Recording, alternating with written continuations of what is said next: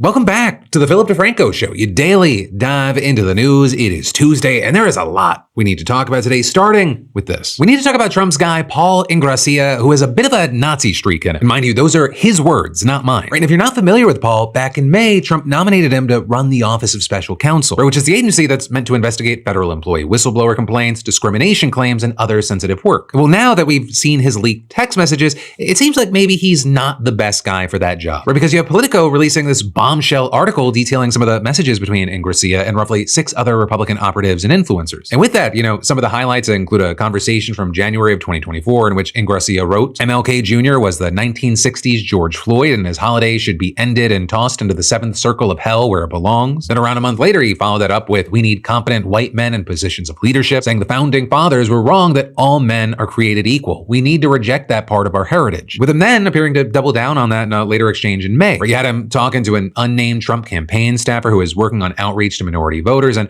you had Politico saying that Ingrassia suggested that the staffer didn't show enough deference to the founding fathers being white, which then prompted someone else to say Paul belongs in the Hitler Youth with Steve Bannon, to which Ingrassia responded, I do have a Nazi streak in me from time to time, I will admit it. And then actually when he was met with some pushback there, Ingrassia dug in his heels, saying we should celebrate white men and Western civilization and I will never back down from that. And he maintained that despite several members of the chat telling him to pull back and saying that he was coming across with a tinge of racism. Right? And all of that, it's kind of just the tip of the iceberg. Right? Ingrassia also made some explicitly racist comments against people from China and India and Africa. Paul saying, I said we're making Kwanzaa illegal in the next Trump admin. And then also using an Italian slur for black people. But with all that said, the group chat around May, it ends up getting disbanded. With it being reported, that's because other members were tired of Ingrassia's rhetoric. Right? And with that, you had Politico saying they got these messages from someone else in the chat who saved them, sharing them on the condition of anonymity. Right? And adding that they felt like they had to share this to do this because they don't think Ingrassia is qualified for the position he's up for, saying he was too young and too inexperienced to deal with the fame. It was like giving an 18-year-old 10 million and saying, have at it, kid. Right? And with all this, I think it's important to note that Politico also corroborated the messages with another person in the chat, as well as verified the number associated with Ingrassia in the chat, saying it actually belongs to him. All of which prompted Ingrassia's attorney to immediately try to do some damage control, right? Suggesting that the messages may be fake before then adding, however, even if the texts are authentic, they clearly read as self-deprecating and satirical humor, making fun of the fact that liberals outlandishly and routinely call MAGA supporters Nazis, and saying in reality, Mr. Ingrassia has incredible support from the Jewish community because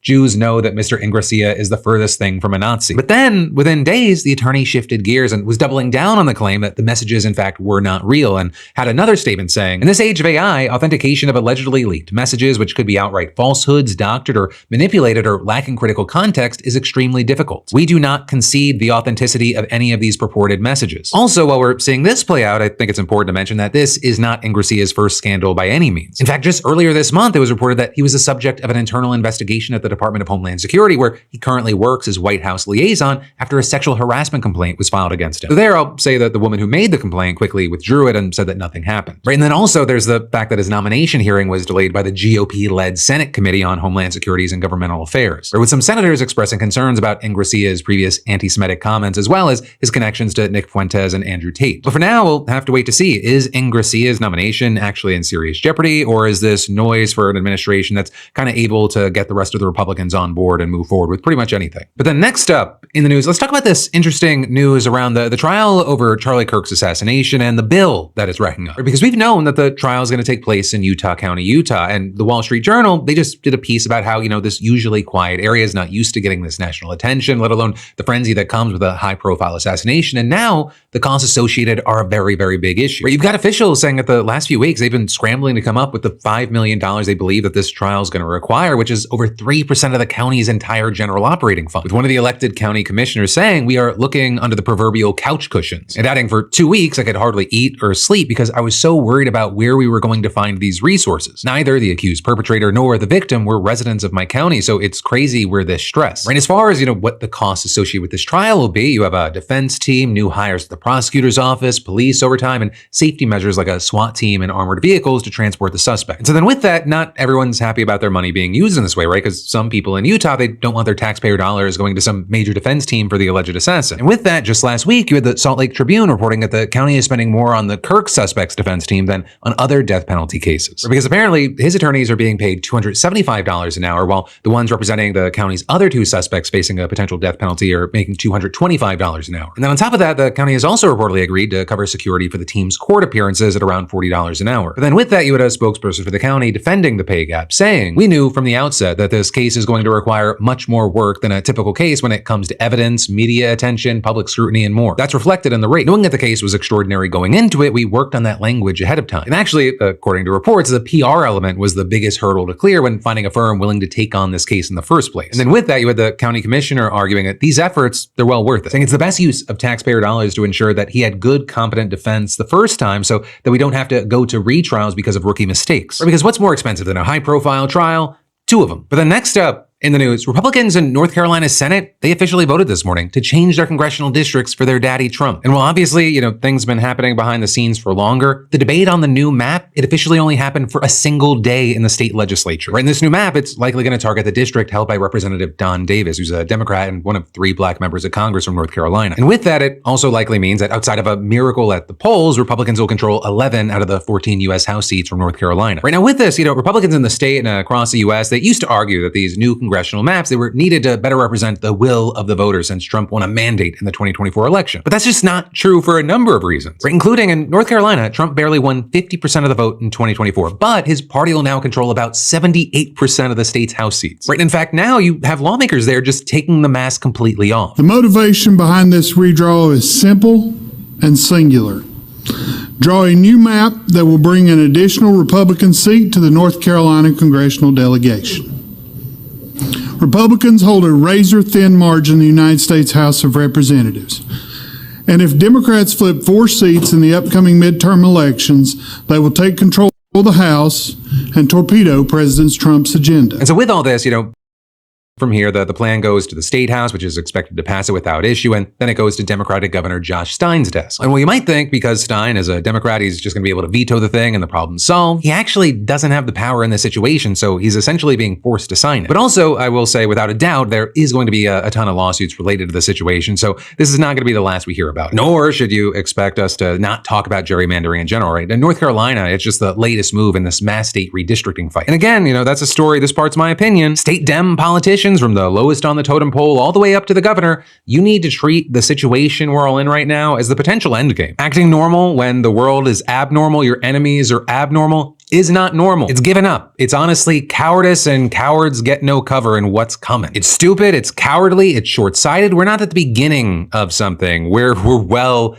into it. And I just don't know how loud the fucking alarm bells need to be for some of them to wake up. And then there's more we need to dive into, but first, let me take a minute to say October, it hits different. Some days they call for hot coffee, others for ice, and sometimes it's just, pumpkin spice time. Personally, I'm a cold brew in the morning and a hot cup in the afternoon kind of guy. That's why I love today's sponsor, Trade Coffee, the #1 destination for both hot and cold coffee lovers. Especially because right now they're celebrating with a ridiculous deal, 50% off a 1-month trial at drinktrade.com/DeFranco. Because Trade doesn't ship random beans. They match you with roasts that you'll love with a quick quiz. It's like Tinder, but with a different aftertaste. If you're into cold brew, they've teamed up with expert roasters for beans made just for that smooth all-day cold brew drip. Or maybe you're more of a hot coffee person. They'll line you up with bold roasts that taste like fall in a mug without the overpriced cafe trip. And the freshness is unreal, right? Beans are roasted to order, landing on your doorstep before your last sad grocery bag runs out. The prices are grocery store level, but the quality, way higher. Plus, you're supporting local roasters. Also, if you don't vibe with your first bag, Trade will replace it free until they nail it. Don't settle for meh coffee. Upgrade your life with Trade. Especially because right now, Trade's offering 50% off a 1-month trial. Just scan that QR code or go to drinktrade.com/DeFranco to get 50% off your first month. That's drinktrade.com/DeFranco to get 50% off 1 month.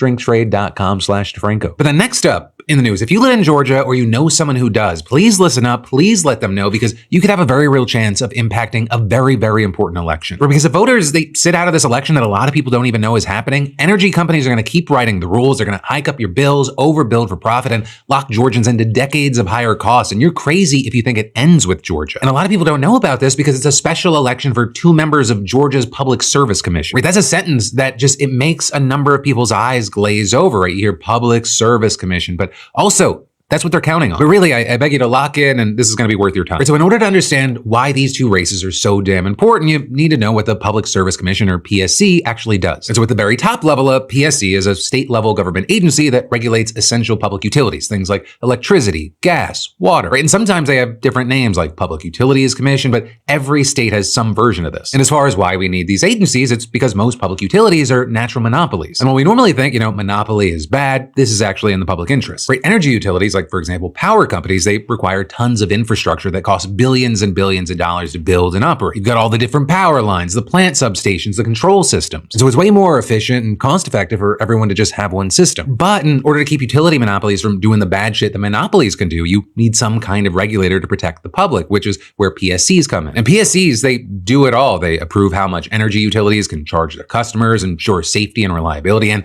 implement renewable energy projects and efficiency programs to save power, right? And they also greenlight infrastructure projects like new power plants and set rates for how much money utilities are allowed to make from their investments in those projects. So what we're talking about are incredibly powerful agencies that shape energy and environmental policy in each state and oversee a multi-billion-dollar market. Now with that, these commissions, they also vary dramatically from state to state, right? They range in size from 3 to 7 seats, and in the vast majority of those states, those seats are nonpartisan and filled by the governor or legislature. But there are also 10 states that allow voters to elect their commissioners, and all of those elections are partisan, making candidates run as Democrats or Republicans. And in Georgia specifically, there are 5 partisan commissioners who are elected by voters to serve 6-year terms, right? And also, the reason that Georgia's having the special election is very important to keep in mind, and that's because it stems from a lawsuit that challenged the process that the state uses to elect its commissioners. Right? So each of the 5 commissioners represents a different district in the state, but when one of them goes up for election, everyone votes in a statewide election, not just the district they represent, which then also explains why all 5 of the current commissioners are Republicans, even though Georgia is a purple state with some large blue cities like Atlanta. And so in 2020, a group of black voters filed a lawsuit arguing that the statewide elections diluted their voting power and denied them the ability to pick a candidate of their choice. And that, it resulted in years of ongoing legal back and forth that we're not going to really get into. But what you do need to know with that is because of the litigation, Georgia's Republican Secretary of State canceled the PSC elections in 2022 and 2024. And then last year, Republican Governor Brian Kemp signed a law resetting the schedule for all PSC elections and allowing all the Republican commissioners to stay in their seats well after their terms expire. And so as a result, there are 2 PSC elections this year. One for the seat in District 2, which covers the eastern part of the state, including Athens and Savannah, and the other is for District 3, which contains much of the Atlanta metro area. But then also, you've seen Republican lawmakers getting a ton of backlash for planning these races outside of a usual election year. Right, turnout is already traditionally low for PSC races nationally because these commissions are so technical and bureaucratic, and very few people actually know what they do or why they're so important. But also, the turnout's even lower when there aren't other major races on the ballot driving out voters. And so it's part of the reason why I'm bringing these special elections to your attention. These races could be easily swayed by a few thousand more people voting. I mean, honestly, maybe even just a few hundred. I mean, the turnout for PSC primaries was literally just 2.8% of all 7.4 million active voters in the entire state of Georgia. But again, that's as these elections are incredibly important and have super high stakes for a number of reasons, right? And what you've seen is over the last few years, the Republican-controlled PSC has implemented several controversial moves that critics say prioritize the financial benefits of energy companies over consumer interests. But one of the biggest sticking points has been the major rate increases on customers. And according to reports, the PSC approved requests by Georgia Power, the state's largest energy provider, to increase rates 6 times just in the last 2 years, citing increased costs of fuel and electricity driven by inflation. And those price hikes have increased average customer rates by $43 per month, or $516 more each year compared to just 2 years ago. Also, the PSC has increased the amount of money that energy utilities can make from their investments in new projects. And so that's driving up their rate of return to nearly 12%, higher than the roughly 8 to 10% that's standard across the country. Right? And that's also significant because it increases incentives for energy companies to build more infrastructure. Right? So the more that they invest in new building projects, the more money they get in return from their investments. And while yes, that may be a good incentive to have when more infrastructure is needed, it also creates a world where utilities want to build more even when it's not really necessary. Now that said, plenty of new builds are needed to revitalize infrastructure and keep up with the new demand. But when the PSC approves those builds, it can create decades of higher prices for consumers who help cover those costs. And that's why it's so important to have a PSC that only approves necessary projects and keeps the corporate interests in check. But what you have are major concerns that Georgia's Republican commissioners are just not doing enough to regulate energy companies amid the ongoing AI boom. Right, Georgia, I don't know if you know this, has already become one of the leading states for new construction of AI data centers, which require a metric fuck ton of energy. And in order to meet that demand, new energy infrastructure needs to be built by the energy utilities, who, of course, profit from those builds. AI data centers are a major cash cow for utilities, period. But with that, you've got experts saying that the data center boom, it could also be a great excuse for utilities to overestimate the amount of infrastructure that they actually need. So so they can overbuild and make more money. Now with that, you have the Georgia PSC and major utilities saying they won't let residential consumers pay the increased costs of new data center infrastructure. But that is, you have many others, including advocates, saying they're highly skeptical there, saying that the commissioners aren't actually doing their jobs, and they're accusing them of doing whatever the utilities want instead of pushing back against expensive builds or overly optimistic growth forecasts. Right, and with that, saying that they haven't implemented proper safeguards to protect consumers already grappling with increased rates, which many suspect are actually driven at least in part by the AI data center boom. And so these elections are a chance to break up a commission that many feel just isn't acting in the best interest of the people that it represents, all while also creating a balance to the power of the all-Republican PSC to better reflect the views of a purple state. Right, and so for example, in District 2, the Republican incumbent Tim Echols is being challenged by Democrat Alicia Johnson. And Johnson has criticized the PCS's rate increases and demanded more accountability for data centers. And then in District 3, Commissioner Fitz Johnson is facing off against Peter Hubbard, a Democrat who claims that PSC hasn't done enough to keep bills down or protect consumers from data center costs. And hey, if you want to know more about the candidates, I'm going to link to that down below, but I'm going to provide voting resources down below as well. You need to vote. Early voting, it's already begun. It's going to continue until Halloween. I'm going to vote tomorrow morning. And if you're not able to early vote before then, the actual election is Tuesday, November 4th. Again, I'm going to link to voting resources. You can also go to sos.ga.gov. Right, find your polling place. Sometimes the early voting place is different than the day of election voting place, but this is incredibly important. And also, whether you're in Georgia or not, please send this video, the idea of it, a clip of it, I don't care how you do it, to just people that you know in your state, post it on your socials, just get it out there. Change, it starts local, and that's for the good and the bad. And then there's more we're going to dive into, but first, I want to talk about today's sponsor, Incogni, but especially as a 378 gigabyte database from the largest US credit union leaked online. Gigabytes, not megabytes. And while customer accounts weren't exposed, the archive still had hashed passwords, internal usernames, emails, and system logs. So like they didn't leak your info, just everything that hackers need to come after it.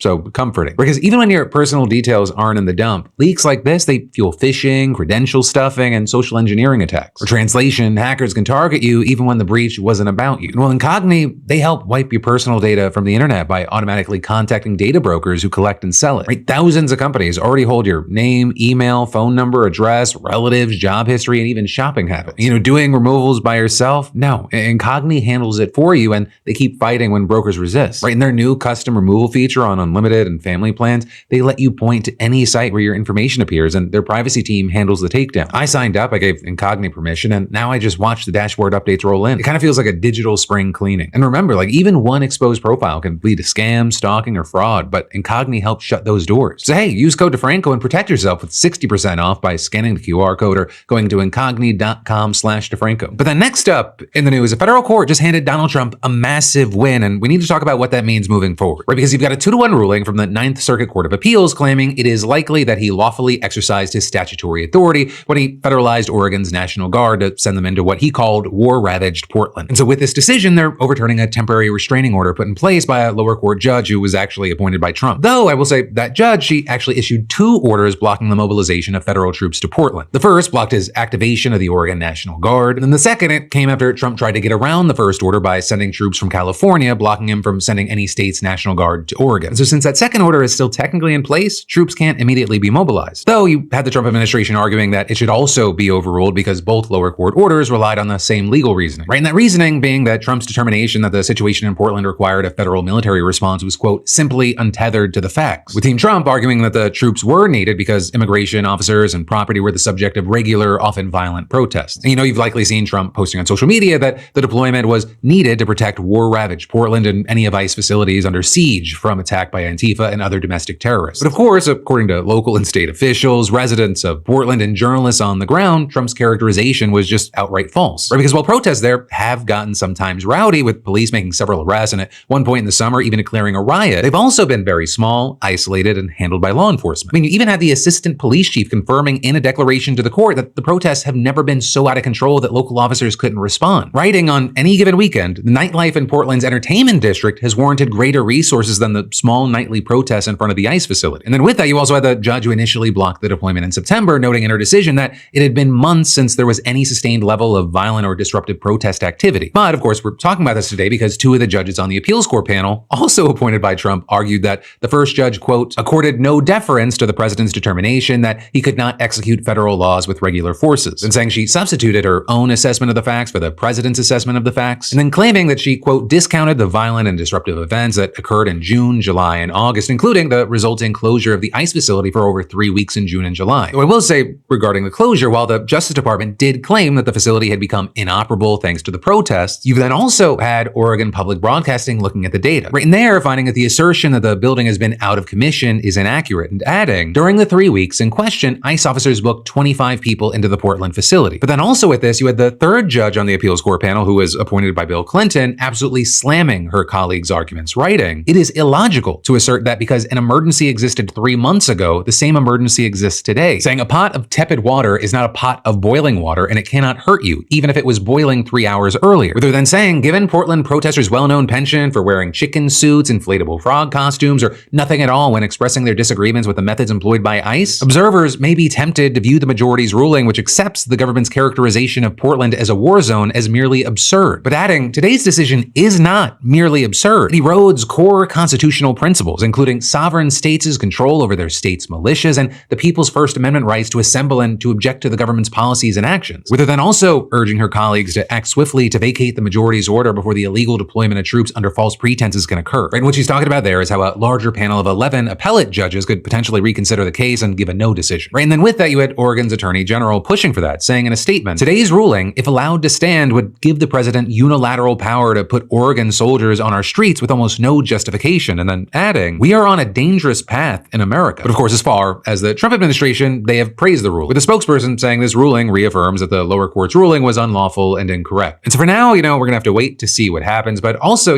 this is happening as there are other similar cases that are underway, or we may see more of in the future. But I mean, just last week, for example, a federal appeals court upheld a lower court's ruling temporarily blocking Trump's federalization and deployment of the National Guard in Chicago. In Tennessee, a group of 7 elected officials have sued the governor and the state's attorney general for allowing the deployment of Tennessee National Guard to Memphis. All while you've got Trump now eyeing San Francisco as his next target. And again, it's against the wishes of state and local officials, so we're going to see another legal battle play out. But then from that, finally today, let's end with a little bit of a palate cleanser and a tease. Because tomorrow morning on Wednesday, I got a brand new episode of my podcast with Alex Perlman, Crashing Out, Going Out. And honestly, if you haven't subscribed to it on YouTube, Apple Podcasts, or Spotify, definitely do. I think you can tell it's one of the only ways that I'm actually staying sane these days. And I've also seen a lot of people leaving comments saying the same thing. It's getting dumber every single fucking day. He's tearing down sections of the White House to build, after saying in front of Triple H, he stood in front of Triple H and said that when we build this ballroom, it won't ever touch the actual White House. And then he started tearing down the East Wing. He stood. Come on. That's classic WWE heel turn. I know, but he's a WWE Hall of Famer. So I don't know why he doing better. What's he doing with an excavator? Oh my God, King! Oh my God! He's got the Money in the Bank briefcase and he's bringing it to Argentina, King. That's how we're gonna get President JD Vance. He's gonna it is literally gonna